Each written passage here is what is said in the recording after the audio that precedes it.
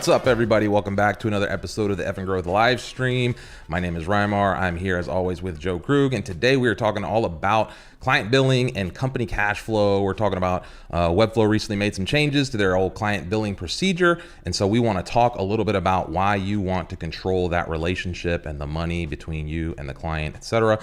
So we're going to dive deep into this topic. It's created quite a buzz throughout the community. Joe and I both have some lingering client billing sites, so we've got some interesting perspective on this between our personal growth and the website, etc., and the growth of Finsweet, etc. So anyway, before we get too far into this thing, let's F and grow.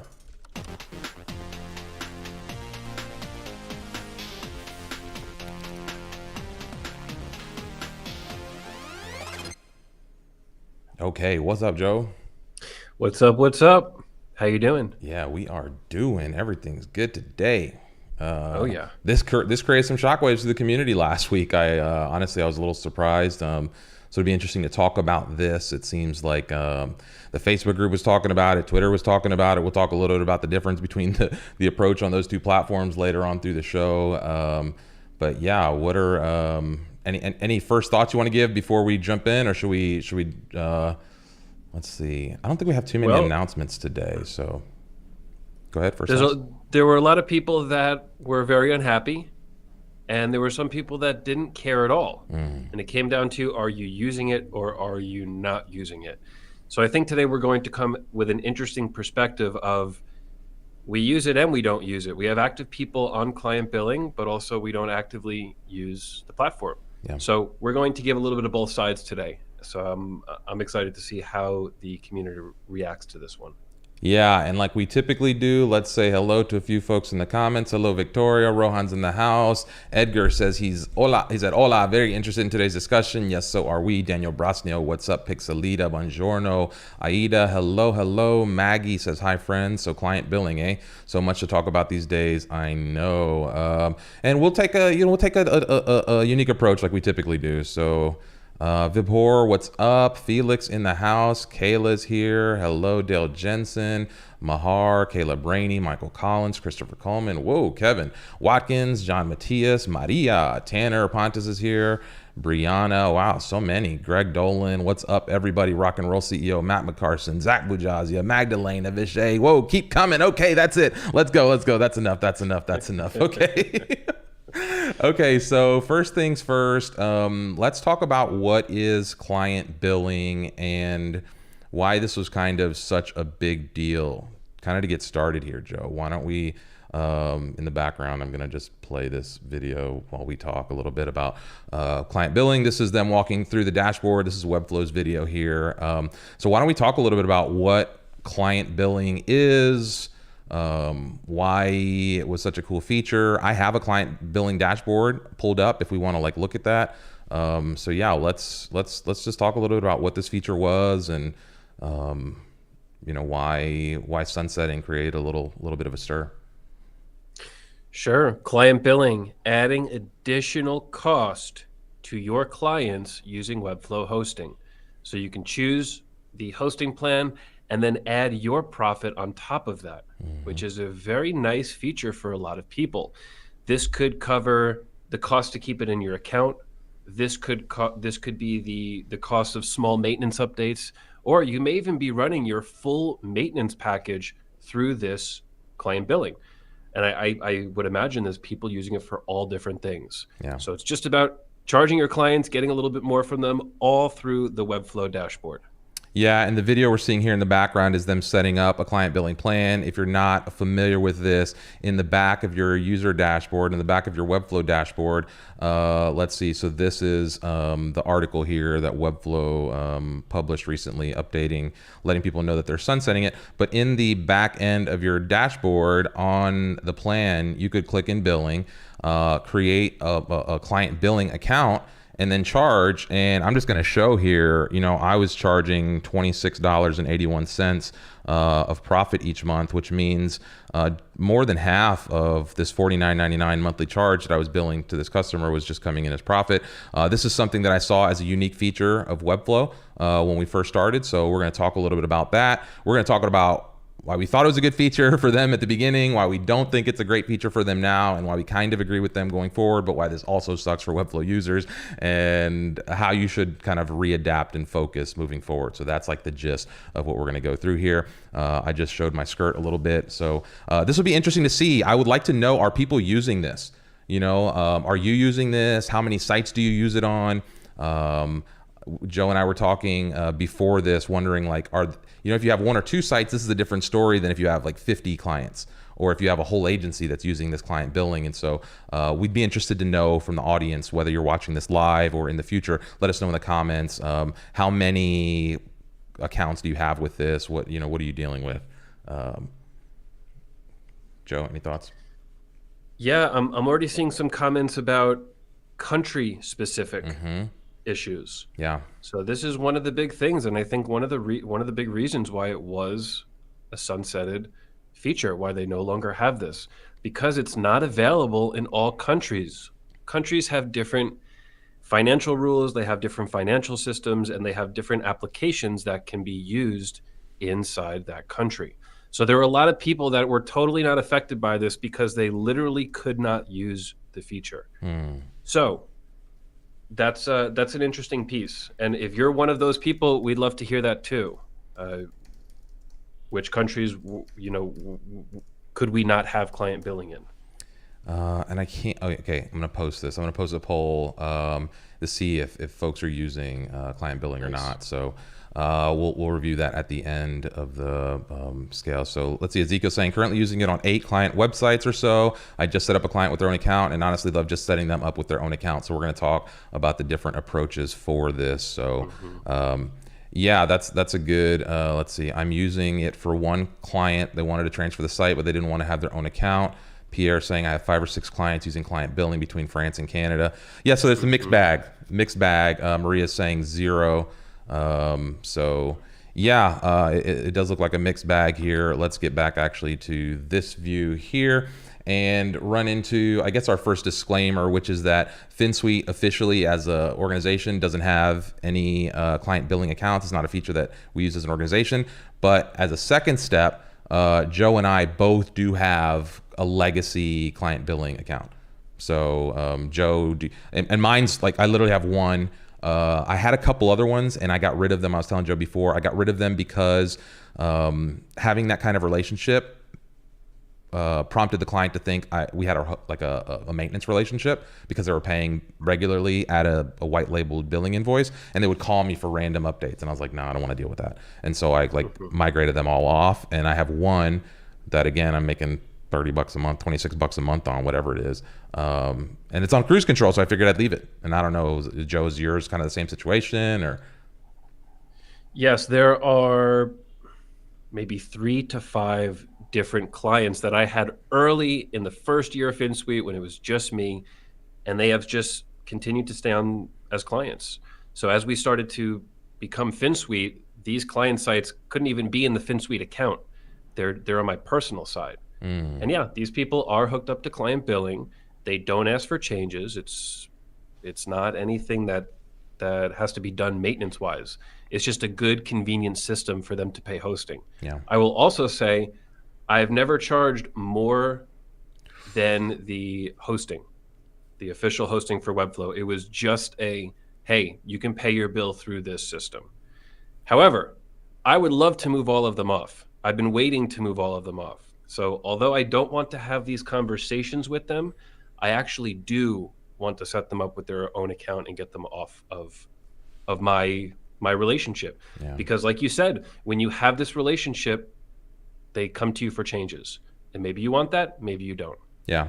Yeah, and right now it's standing at, let's see, 37 of you have voted so far. 35% say yes, 65% say no. That's in the poll in the chat there. I would also be interested to know how many of those folks, and maybe this is something you can share in the comments, how many of you are charging more than what Webflow is charging, because I think that creates a little bit of the awkwardness, and we'll talk a little bit about that at the transition. Because now, let's say I transfer a site back to the client, which I'm going to have to do. I'm going to have to explain why their hosting is now $26 something dollars with Webflow versus why was it $49 with me. Easily explainable as a one-person shop. I'm just going to tell them, hey, we had some administrative overhead. They'll totally understand. No big deal. But I could imagine if you're charging something else, or if you were using this to package your monthly maintenance stuff inside of it, that's a whole different ball of wax, which I think we'll talk about in a little bit. So let's see. Let's look at some of these thoughts. Vibor is saying it wasn't available in India, so never really cared about the feature. Yeah. Brianna is saying it's nice hearing everyone's perspective. I would have thought people would love it, but I understand the downside. Zach is saying I only use client billing personally for a bunch of sites of friends, families, neighbors, and such. Not excited about hitting them up for new payments, info, and billing them for my business. Yeah, I think that's the biggest thing. Is going to have to be the way that this works. So we'll review some of those features. The ability to like automatically cut off sites and always getting payment information from people is a struggle. That's not always the easy thing to do. So we're also going to talk about how to have these conversations. How are we going to approach these conversations? How do we make this change? That's going to come in this. Matt says, I upcharge my clients $10 on hosting. It helps pay for my Webflow, Figma, Adobe subscriptions. Nice. Pierre, personally, I was just adding a small premium to cover automation usage when the client had an automated CMS between Webflow and Airtable. Okay, so a little bit on top, both cases. Spencer, I charge more, but I also bundle in some support hours. As a result of this change, I'll be directing my clients to a Stripe-powered checkout page that I've built just for this. Yeah. Nice, Spencer. That sounds good. Yep.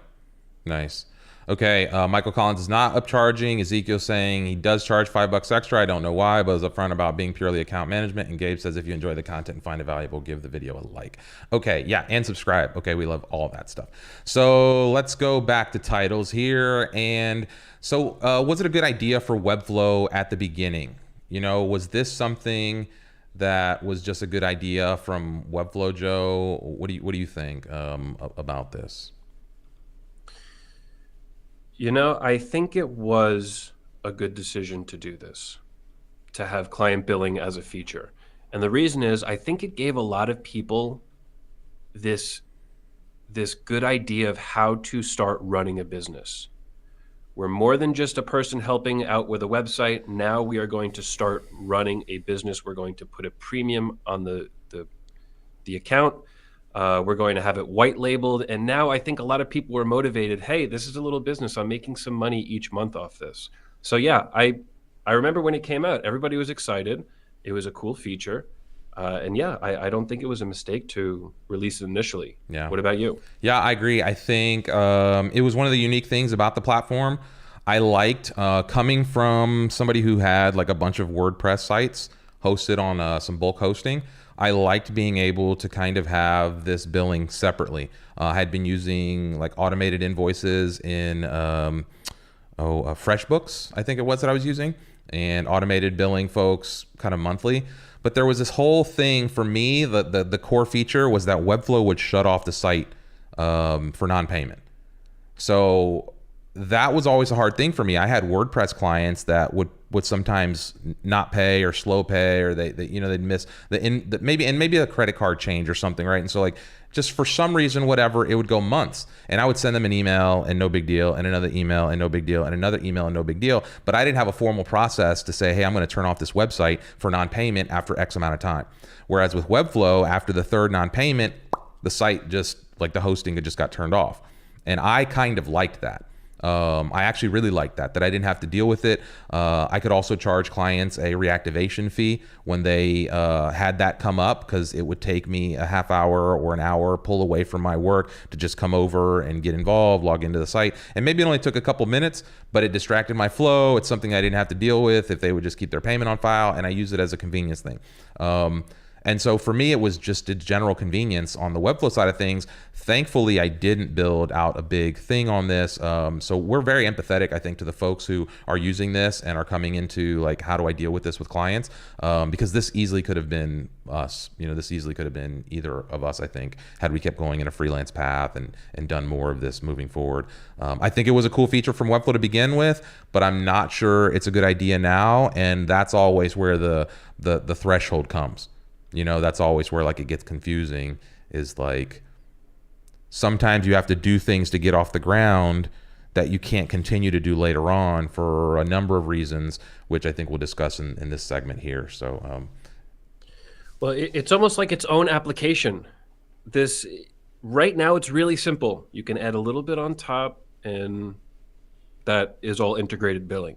But once you start building these features out, it becomes an application in itself. It becomes a full system in itself. It's already a system, but now you start adding countries, and you add tax implications, and you add special requirements by country for the PDF downloads and the information that's on the invoice.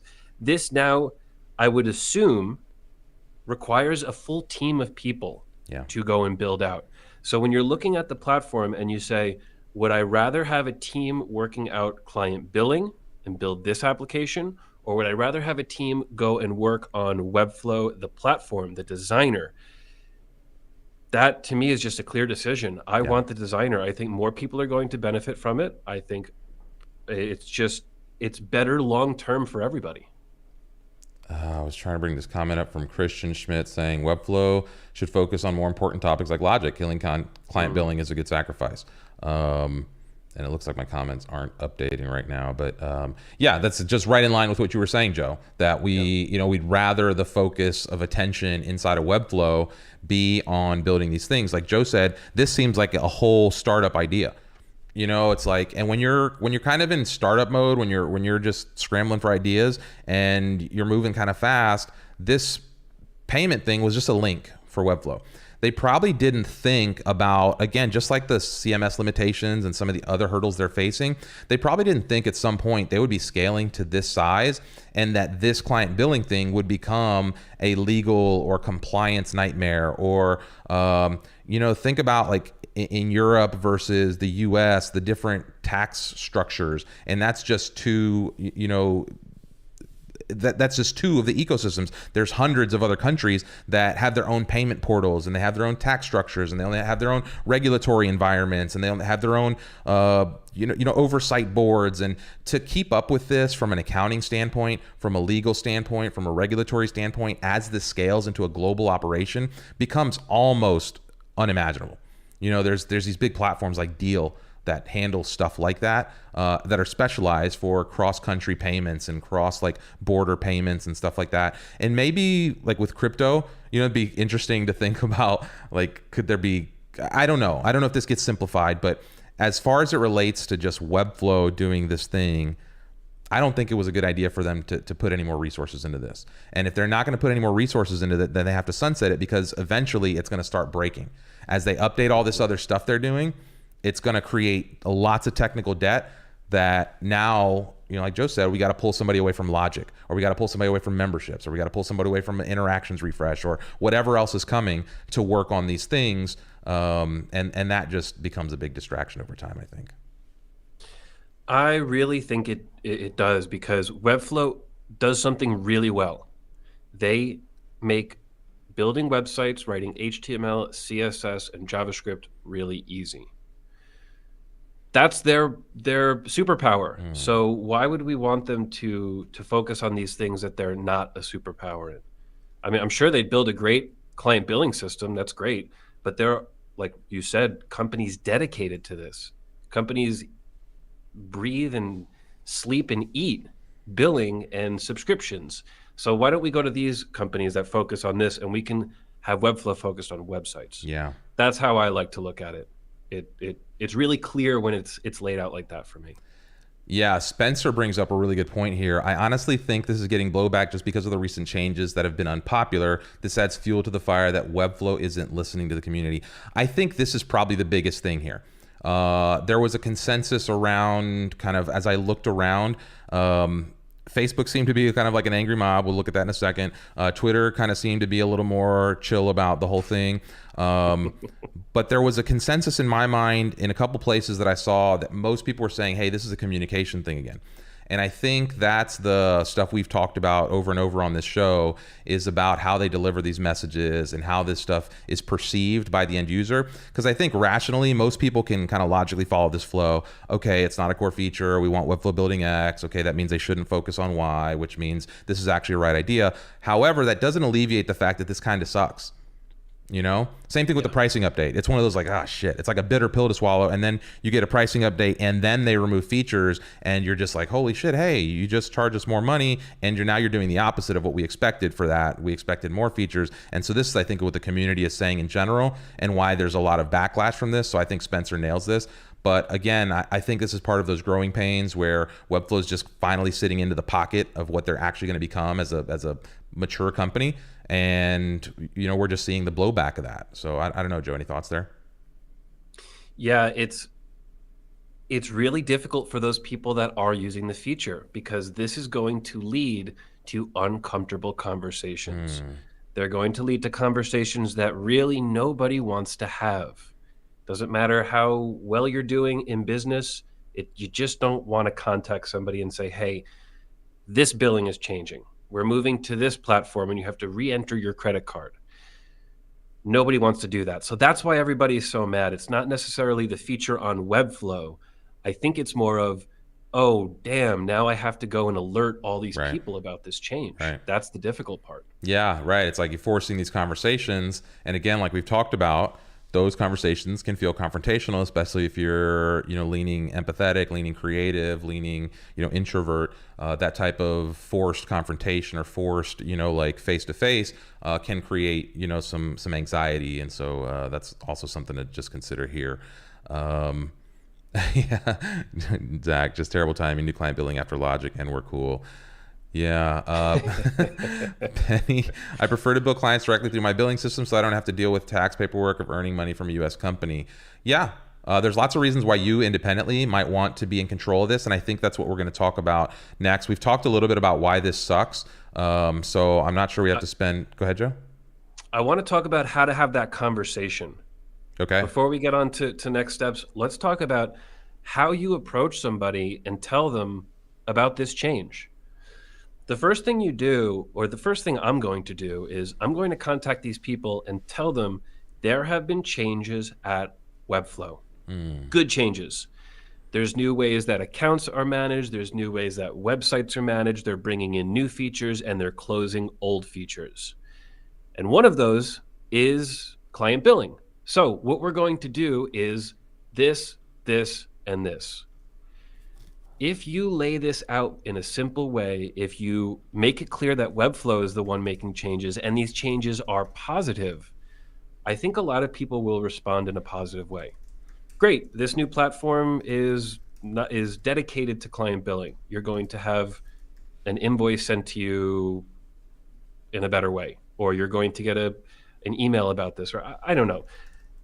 Just make it clear that this is not a bad thing. Don't approach these conversations in a negative way, like, oh, I'm sorry about this. We didn't want to do this. This is good. We're moving forward. Even if it hurts to send the message and you don't want to do it, going at it in a positive way is going to make that person respond in a positive way. Yeah. Yeah. And to be honest, I'm going to use this as an opportunity to just dump this last site that I've been holding on to. We had a conversation recently about, some folks like to manage the hosting and some folks like to hand off the account totally. One of the things that, one of the hurdles I think this creates for folks is that now if you have to manage the hosting, you have to kind of pay and front the hosting charge to Webflow, and then you have to bill for that separately and handle everything that comes along with that. So I'm really just going to, just like Joe said, hey, there's been some changes at Webflow. We're restructuring accounts. I think it'd be smarter if you had your own account, and I'm going to transfer this to you. There's actually a huge cost benefits for this. It's going to be much more expensive, or much less expensive on your own plan to handle this. Let me walk you through this process. And then it's over. I don't want to charge that markup anymore. I don't care to have that. I'm just going to send that over to his own account. I'll transfer the site and walk him through the setting up of the hosting. And after that, goodbye. Nice. I don't want anything to do with it, to be honest, for a number of reasons, which I think we can explore. So I'm going to be doing that same thing. I think this is a great way to fire clients. You don't have to have a bad relationship with them, but maybe you just don't want to manage their website anymore. Yeah. When that person has their own account, their own access, now you can go and refer somebody. You can go and say, hey, there's a group of Webflow freelancers ready to do work in this group. Go for it. Yeah. And now you can separate yourself from this client. Maybe you've grown over the last few years. Maybe the client is difficult to work with and you just don't want to work with them anymore. This is a great exit strategy. So yeah, I'm trying to think of this in a positive way, being able to move forward from it. Yeah. Yeah, and this is one of those things that, and I think we can jump into the next section here about just wanting to be in control of your money. Like you just, as often as possible, you want to remove steps between you and the dollars your clients pay you. You know, Stripe, if you're using some kind of billing or invoicing software and you deal with credit cards, that's already a small little percentage. You know, if you're using this little service or that little service, everyone's got their like hands in your pot. And every hand in that pot is an inevitable or potential removal, right? That's a potential failure point for that flow of dollars from client to you. And so in general, in business, in life, whatever, you want as few layers between you and the source of dollars as possible. And I think this is just a broader lesson for all of us to learn, that where we can, even though it may be a little bit more difficult to do, you probably want to set this up through some other system. You, like somebody had said before, set up your own little client billing dashboard. Maybe the automated FreshBooks accounting that I had with WordPress, while it wasn't as perfect, maybe this feature was a little appealing from Webflow. Maybe there was better ways to do that now with tech and billing and stuff that we can do. Or again, maybe I just train the client to manage their own account and I do something totally separate from them. So they pay their Webflow bill completely separate, and then they pay me totally independent of that, right? My thing is set up totally just above and around the edge of that. And that's how I think would be a smarter setup, so that like those two are disconnected. You know, let them worry about Webflow. If they don't pay Webflow, Webflow will still shut off their account. It's their Webflow relationship. It's their Webflow account. Their credit card's on file. That's them having direct control of their dollars. I no longer have issue here. Now we have a separate relationship for any extras that I want to sell, for extra time, for extra services, for extra whatever. Joe, you were saying at the beginning of this why we don't, and why client billing is not a scalable solution for the freelancers to begin with. Do you want to talk a little bit about what you were saying there, where like, you know, client billing is not something that will scale with you as you grow as a freelancer anyway. So at some point you were going to outgrow this system, which is why we don't use it at Finsweet. But do you want to talk a little bit to that idea? Sure. There are not many options inside client billing. You have your one value, your profit number, and then you fill in your client information. There's no separate subscriptions. There's no flat payments. So if you're doing anything more than this monthly payment, you're going to have to use another system anyway. Webflow client billing can't handle everything. You can't have 100% of your billing on client billing. And once we started to grow at Finsweet, we realized that it just wasn't right for us because we didn't have that control. You couldn't send the one-time payment request. You couldn't change the subscription amount month to month based on work. Like, here's your monthly bill. So, you know, that's why we set it up on these really legacy clients, simple clients that don't need anything. But our current clients that we've worked with in the last 3 or 4 years, I don't think this would be a good system for them. So yeah, I just don't think it's going to grow with you. Yeah. And other platforms do. The full suite of billing features, the full suite of invoicing features. This is what I think will grow with you as a freelancer into an agency. Yeah. Yeah, I think that's one of those things, and maybe we'll talk about that a little bit when we talk about the difference in reactions from Facebook and Twitter. And I'm wondering if there's a little bit more sophisticated audience on one platform versus the other, based on regions or demographics or whatever, where maybe there's a higher value. This would be interesting research. I don't know who or how it would get done, but the average value size of Webflow projects on one platform versus the other. So I would imagine if like, you know, if you're doing a bunch of quick fire websites and you're just putting them all on Webflow client billing and you're just building a churn business, and maybe you've turned that into your structure, versus like building an actual agency and doing like what Joe was talking about, setting up your own billing structure. I wonder if there's a tendency for users from one region or from one social platform to fall into one of those buckets. where like, maybe geographically or regionally or socioeconomically or something, the group on Facebook falls into the bucket where they lean more on client billing rather than on Twitter. Maybe people are more focused on building an agency or scaling or being more detached from that, and they had different requirements. I don't know. I'd be interested to know if anybody in the audience has thoughts on that, but we did see a markedly different response in the Facebook group versus Twitter. It could also be that Facebook's all like there, it's all just like it's all in one feed. So all the posts, you see them, and so maybe they're just, this could be perception bias where I'm just like seeing the Facebook group feed versus Twitter. It's a little more scattered, but the conversation was prolific on both platforms, I think. And there was a significant difference. So Joe, any thoughts on just general reaction? Anything we've covered there in the last couple minutes? Well, it's certainly interesting to see that difference. The Facebook response has been really negative. And I would guess that they're part of the people that answered yes to the poll today. Earlier, we had a conversation, or somebody said that Webflow's not listening to the community. But if Webflow sends out a post and says, do you want client billing, yes or no? And people answer the same way as our poll here, we have 27% yes using client billing and 73% no not using client billing. This would indicate that most people don't want client billing. They don't need it because they're not using it. And I would have to think that this Facebook group is filled with the yes column, because there's just, it seems like almost endless comments of people really not liking this. Yeah.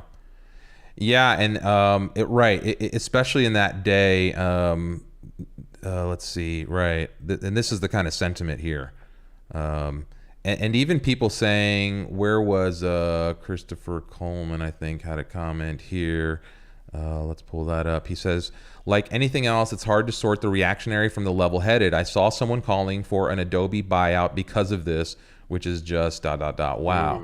Right. Lots of people saying, hey, I'm leaving Webflow. I'm going back to WordPress. This is it for me.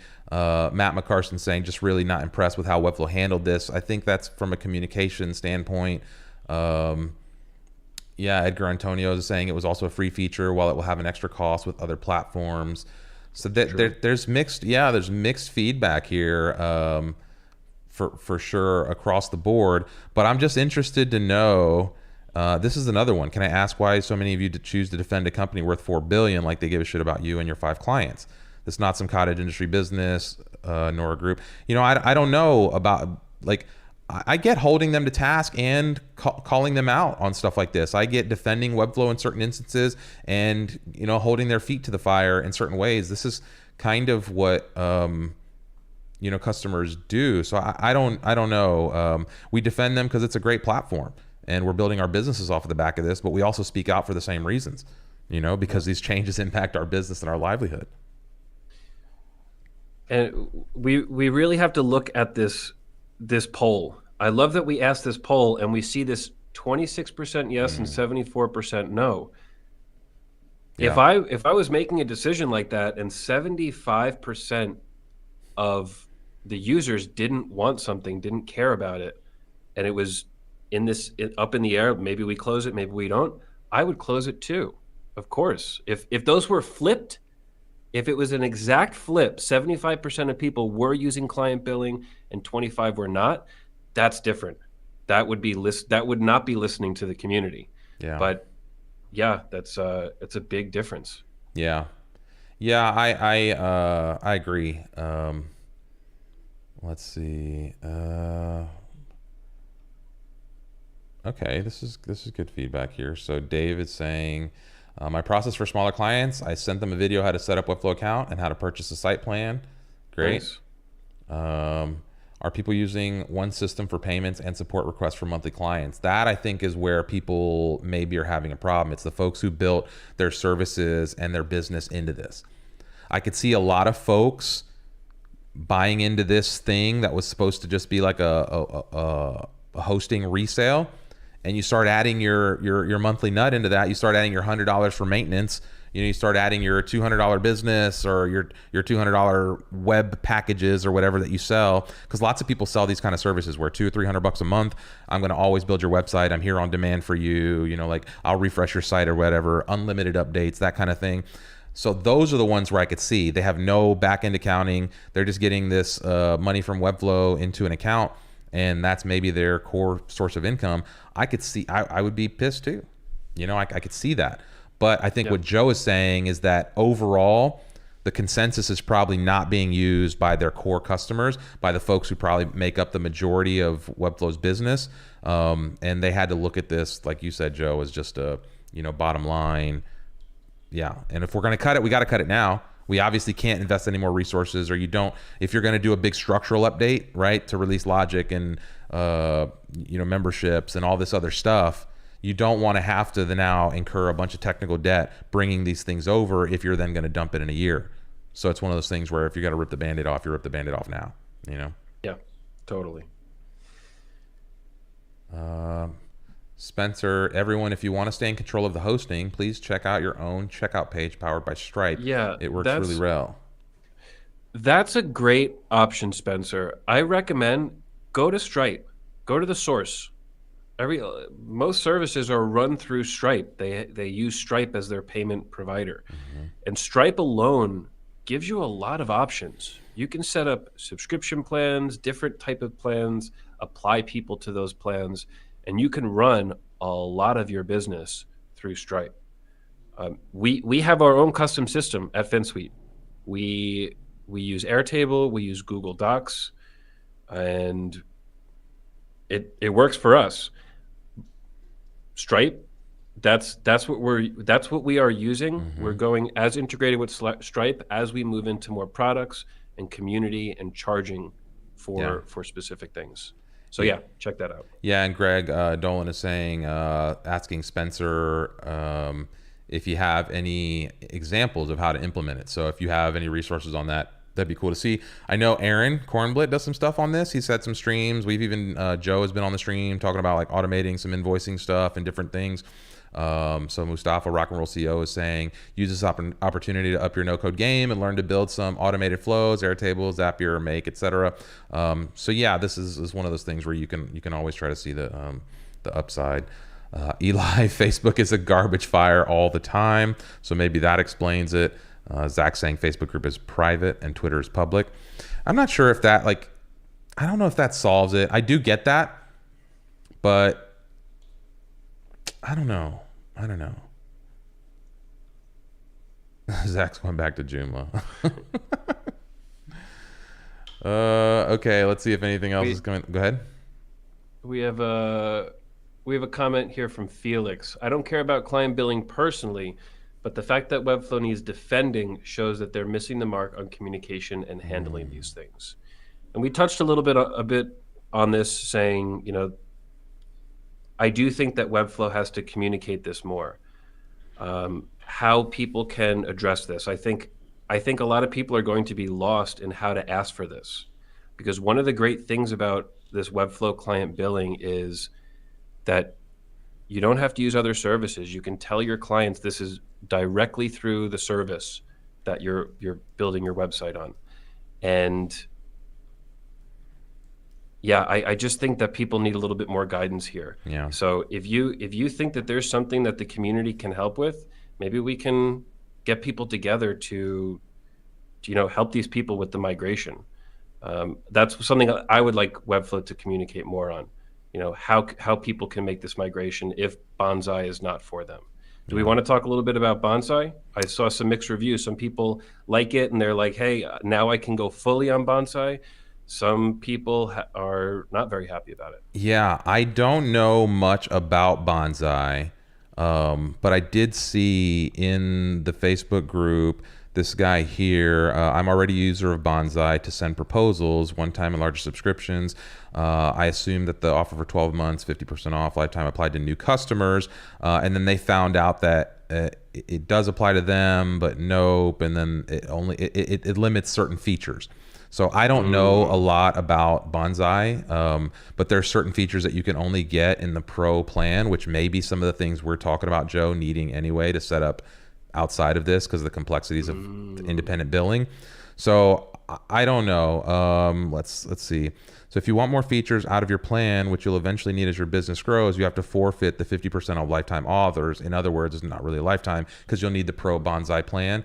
So there's been people talking about all sorts of different solutions here. I think there was even another one up here where Snapperkage says, explain the changes, set up account with Wave, and then you can set reoccurring invoicing with Harvest. So there's other tools. There's lots of options out there if Bonsai is not the right one for you. I think the fact of the matter is that just you're going to have to deal with this. It's just one of those things where just like the pricing increase, nobody likes it. Could it have been communicated better? Maybe. But at the end of the day, we got to deal with it. Webflow, for whatever that's worth, I think they got to find out how to have some of these candid conversations with the community in a more authentic way. But I also don't know that like announcements like this, announcements like it doesn't matter. Like no spoonful of sugar is going to make this medicine go down any smoother. No. Like nobody, like there's no good way to announce some of this stuff. And agreed. We just live in a day and age where everyone can share their thoughts publicly, and that means that there's going to be backlash. I have to imagine they knew there was going to be some, when this happened. But again, how do you do it? Yeah, you're right. There is no great way to give this information. It's a short-term problem, and it is a problem. But I really like to think of it as short-term. It's not long-term. This is not something that's going to affect you next year. I don't think it will. It shouldn't. It should affect you for 1 month, 2 months, maybe 3 months, and that's it. This is short-term. So yeah, it's not good, but like you said, something we just have to deal with. Yeah. Let's see. Jeff McAvoy, resident Webflow Tennis Pro. It's impossible to please everyone. Yeah, exactly. Matt McCarson. It would help if they gave us a few new toys to play with while they're taking stuff away. I guess we just got to keep giving them a little bit of the benefit of the doubt here. The last topic that we wanted to talk about as it relates to this is this a warning from Webflow, which may be interesting. Let's run through some of these comments and we'll jump into kind of our little final segment, and we'll close out with that segment and then whatever final Q&A comes in. Yeah, Christopher Coleman, this is a good point here. It's going to help a lot of people take their business more seriously instead of relying on Webflow to be an all-encompassing easy button. Yeah, that's kind of what we've been talking about here. Is you got to take ownership of your own revenue streams. So let's transition to this last little point that we wanted to talk about here. Is this a warning from Webflow? We've talked about this open source versus closed source thing before. We've talked about some of the concerns that people have about,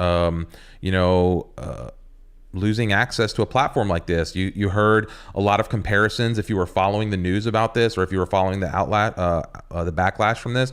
A lot of people were talking about how this reminded them of Adobe Muse and some other things in the past. And hey, if you're worried about Webflow changing client billing, imagine when they take the whole platform away, or when they sell the platform to Adobe, or whatever it is. Right. And so this is what people always harp on about doing business inside of a closed platform. So I wanted to spend a little bit of the episode today talking about whether or not this is a warning from Webflow about doing business inside of a closed platform, or if this is just a transition moment. I don't know. So I'd be interested in the audience thoughts. Joe, I'd be interested in your thoughts to set this up. I don't necessarily think it is, but I see people's points who make this argument. And when things like this happen, they get to come back and say, I told you so. And so I don't know. Let's talk a little bit about this. What are your opening thoughts here as we talk about whether or not this is a warning? I don't think it's a warning because of everything we just talked about in this stream, that I just don't see it as a core part of their business. I don't see it as a core part of their growth as a company. If Webflow came and said, hey, we're going to shut down the CMS completely, well, that would be a warning sign. That's directly related to the business. That's directly related to the websites that are being built. And that is a huge warning sign that a company can just turn off a feature. But this one is so separated from what the company actually does well that I can consider it a warning for the platform as a whole. That's how I look at it. Yeah. And what about you? Yeah, I see it as a warning in the way we talked about that you as an independent or freelancer or business or whatever should want to have as few people between you and your money as possible. We talked about like the perils of going all in on like an Upwork and having it be your only source of leads or your only source of business. In my mind, the reason this is not a warning shot from Webflow is just like what Joe says, the core product is itself staying the same. But I do have a little bit of empathy for folks that say, this is some of the costs of doing business inside of a closed ecosystem. However, I don't necessarily think that becomes a deal breaker for the platform. Apple imposes a ton of limitations to work inside of their ecosystem, and yet they happen to be, one of the biggest tech companies in the world and leading an entire ecosystem that's built around them having really tight control of the entire chain from hardware to software. Right now, obviously, Webflow doesn't control the hardware you build on, so then that's never going to happen because they need to be open to all players. But for them to build the type of tool they want to build, there has to be some limitations for how and what you can do inside of this platform. And I think it's healthy for us to like be skeptical about this kind of thing because it's not open source and because we are tied to this. But it's also unrealistic for us to expect that this kind of stuff's not going to happen or that these type of evolutions won't happen as they shape this thing to match their expected final outcome, which is not something we have the full picture of. And so this is going to continue to evolve. Again, I do think people have some points about this being a closed system and these being the type of things you will deal with inside of a closed system.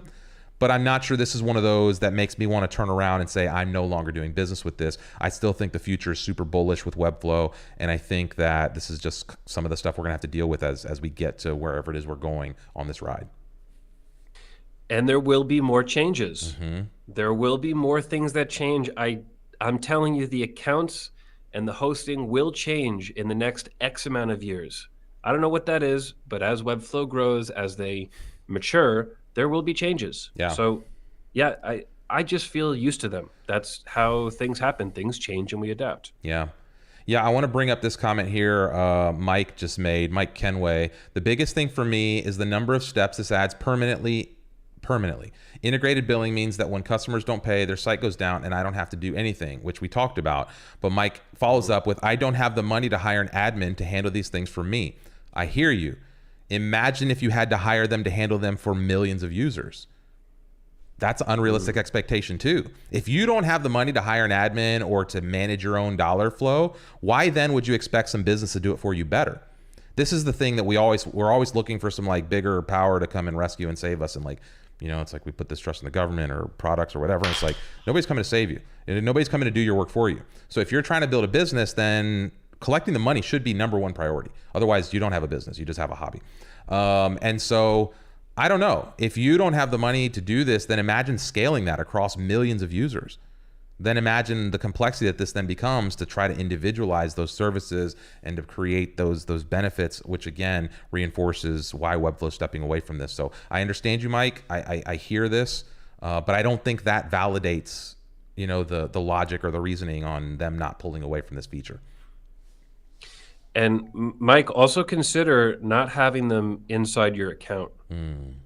Consider moving clients to their own account and billing them separately for other services. Whatever services you're putting on top of your hosting, that can be done separately while that project is still in their account. And then you never have to worry about this. This is something that if they don't pay, Webflow shuts them down. You're completely separated from it. Yeah. Let's see. Zach is saying, if you don't want the government handling your client billing, give this video a like. That's right. Stay away from centralized control. Unless you're on YouTube, then we want all the centralization of those likes and subscriptions as possible. So go subscribe to our channel and give it a like. We should build a Stripe application that will turn off your Webflow site if you are late on your payment. Get a little Webflow button in your Stripe dashboard. Wouldn't that be cool? Well, this is one of those things where, look, there's lots of creative folks in this business. This client billing thing seems like, there's place for opportunity. This is one of those things where like the market just shows, hey, this is an evolving product. There's things people need. Maybe somebody in this audience, maybe somebody saw this, maybe last week, this sparked somebody to say, I'm going to solve this problem. And, in a little bit, you're going to see a solution for this that somebody comes handling client billing for not just Webflow, but maybe for all sorts of other things. And this sparks some kind of solution, and again, it frees Webflow up to go do what they do best, which is build the tool that helps us build websites. They never promised to be an all-in-one freelancer platform. They never promised to be a business in a box for web agencies. They never promised to be a financial backend for Webflow developers, right? Their promise was to build a tool that allows you to build websites.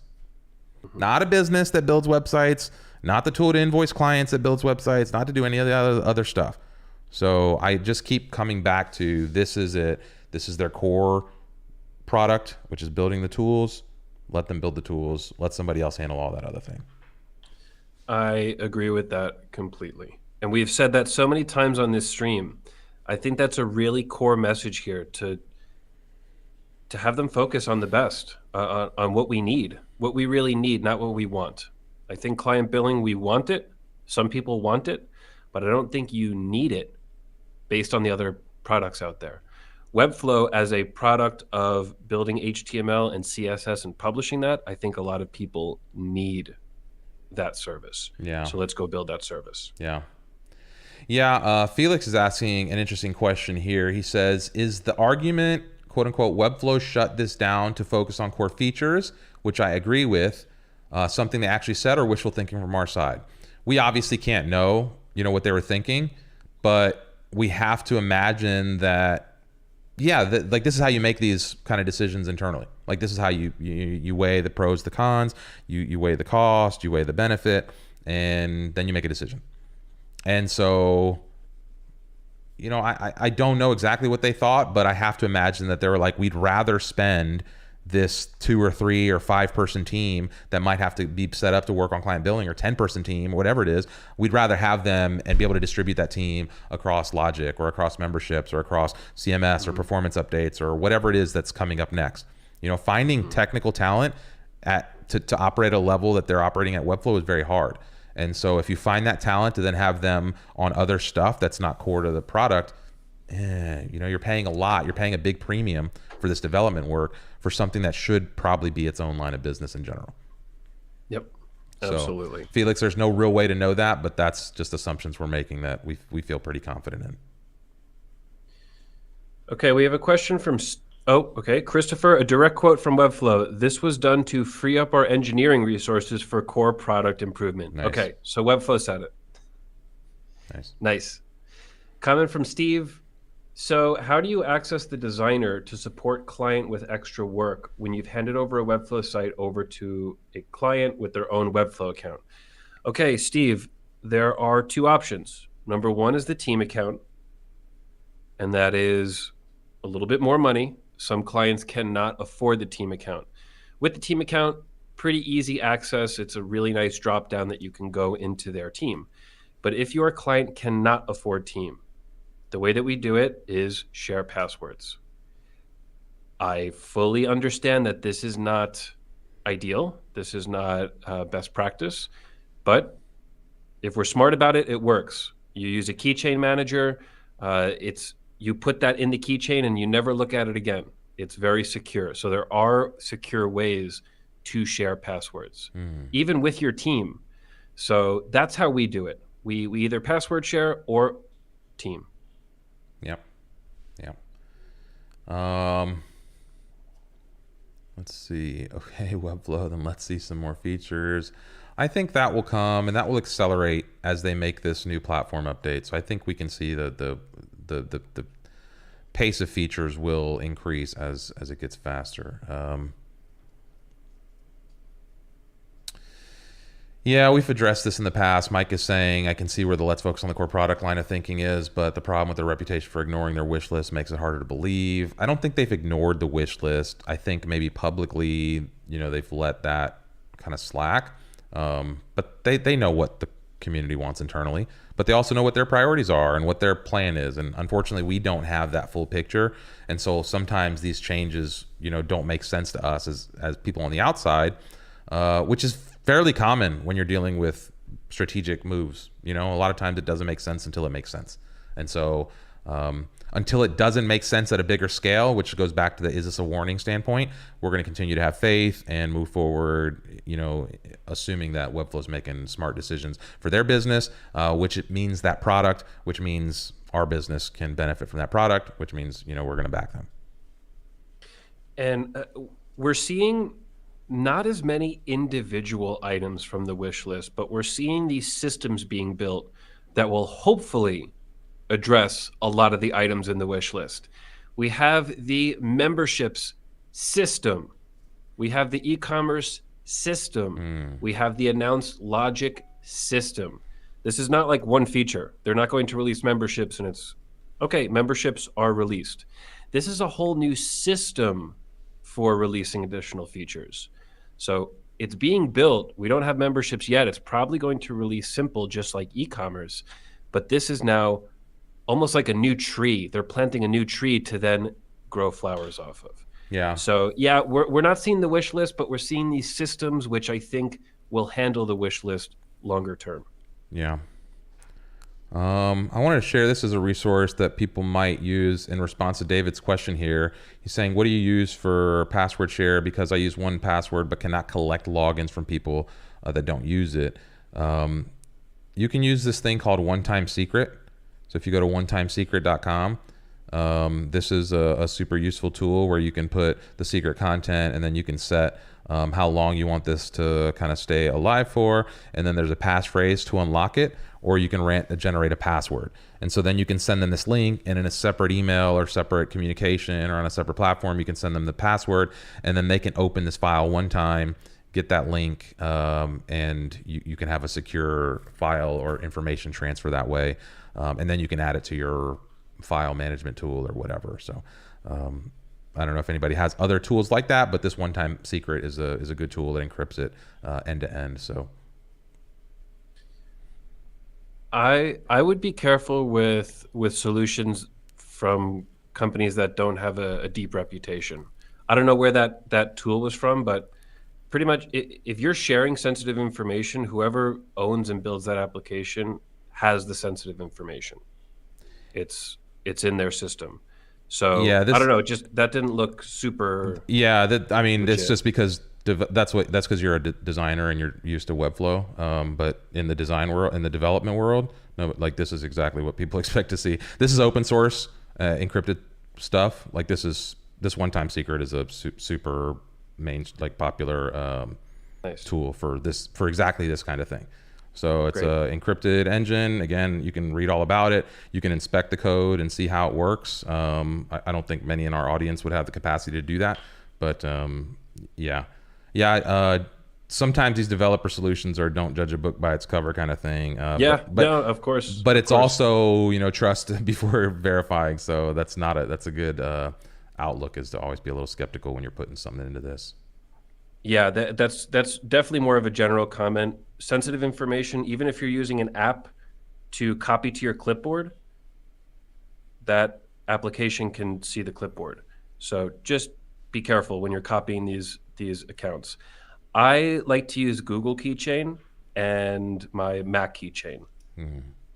I trust these companies for high security, and with the Google, it's just right there. You log in once, you type it in once, and then it's saved, and you never have to look at it again. And they never show it to you again. It's just in the keychain. So you click on Webflow, I see the list of everything in the keychain, and click on it. Yeah. So yeah, but that's it's not the best solution. It's not. Yeah. Regardless of how secure you are with it. Yeah. Ezekiel brings up a cool point here. He says, I would guess that they will be rolling out a developer account like Shopify has, so you can get direct access to your client's website through your login. That would be cool. They have a lot of way to go on the collaboration feature and the handoff. Even just the ability to transfer the client's site to their account without having to undo the hosting would be a big benefit in a switch like this. Like, even if I could just say, hey, go create your account, I'm going to transfer the site to you, and the hosting and everything just transferred, and the client billing account dropped, it'd be so seamless. Yeah. Like, this wouldn't be a problem. This would be a lot less of a problem, I think. So I don't know how hard that is. I don't know if that's one of those things where, you know, like maybe it's something they considered, but it became too technically complex. I don't know. There's lots of things that in our head, you know, it's like, hey, why not do it like this? But again, we don't have all the information. Do we have any more comments here? Michael Schamberg here, if you want to take this one. Michael says, super interested in this Stripe payments thing. Would you consider doing a show or some more detail on the tools and processes required to do this? Yeah, I think we can do that. That sounds like a great idea. Yeah. I can't say anything more about that, but yeah, I would like to do that. Yeah, that would be interesting. Or if somebody out there has done it, and you know, maybe wants to come and share, that might be a good Learn It Live episode. We could host a stream, and if anybody wants to, you know, to reach out and they're comfortable with this, or they've built an example and they want to share that, this would be something cool for the show and tells type shows too. Excellent. Let's see. There was one other one that I wanted to bring. Oh, Pierre saying here, it's also good practice to change for a temporary password before sharing it and then change again afterwards. So that's actually a smart move. You know, they can set a password, share it with you, and then, you know, you make your changes and then you update it afterwards. Yeah. Lizzie Curtis. Majority of my freelance clients are tiny nonprofits. They get a very cost-effective rate with me using client billing. I need to research the most cost-effective options for them going forward. Yeah, okay. So there are going to be people that are very cost-sensitive that may be hit in this transfer. Yeah. Lizzie, I'd be interested if you have any leads. What are you thinking about? Do you have any ideas of how you may move forward with this? If so, please share that. Yeah, and I also would again go back to that Stripe setup, because Stripe's just going to cost, you know, the transaction fee, but I don't think there's any other additional cost on that. You know, and so yeah, maybe it takes a little bit more technically to learn or figure it out, but you could probably create payment links in Stripe that are kind of the same thing for different pricing tiers, and then you just pay the credit card fee, and then you're right at the root service. You know, I don't know what kind of interface you need for clients for that, but it shouldn't be super complicated to do anything like that. So, yeah, I would even go right on the Stripe payment page. When I'm doing a payment online, I would much rather see a Stripe modal than some white labeled modal. Yeah, because I see Stripe, I know it, I rely on it, and when I enter my details, I have this assurance that they're going to be kept secure. Yeah. If it's totally white labeled and it doesn't look like Stripe, who knows where that's going? So this could even be part of your pitch. Hey, it's through Stripe. This is the source payment provider. I'm going to send you a link from Stripe. It's the same little potential initial shock that we had when we looked at this site, and Joe was like, I don't know if that's trustworthy, right? So if you see some payment thing from Stripe, you're like, okay, I trust this. But if you see something like this that you've never seen before, you're like, maybe I don't trust this. So Brianna's pointing out here that this shows how good, how important good UI plays into trust. So for sure, that's a good point there. Okay, Michael Collins is bringing up a good point. Webflow is having a product update webinar on Thursday. Maybe they'll address some of these issues and what's next. So yeah, that's a good place to kind of wrap up the show and send people off. If you're interested, the folks over at the Webflow show are continuing this conversation probably right now. They're probably just started. They're doing a conversation about all of these changes in Webflow. So if you are itching to jump into more content about this topic, this is a good place to do that. There's folks starting right now. So anyway, we'll leave it at that. Feel free to share this. Again, look, 67 of y'all watching, only 37 likes. Come on, do us a favor, hit that like button. If you're not subscribed, we would appreciate that as well. We'll be back Thursday with some kind of show. Some kind of something, some kind of live build, some kind of deep dive, something or other. We're here every Tuesday and Thursday at noon Eastern time. We appreciate you all for watching. Joe, any final thoughts? That's it. Keep moving forward. Everything will be okay. Nice. That's the final word for me. Everything's gonna be okay. All right, bye y'all.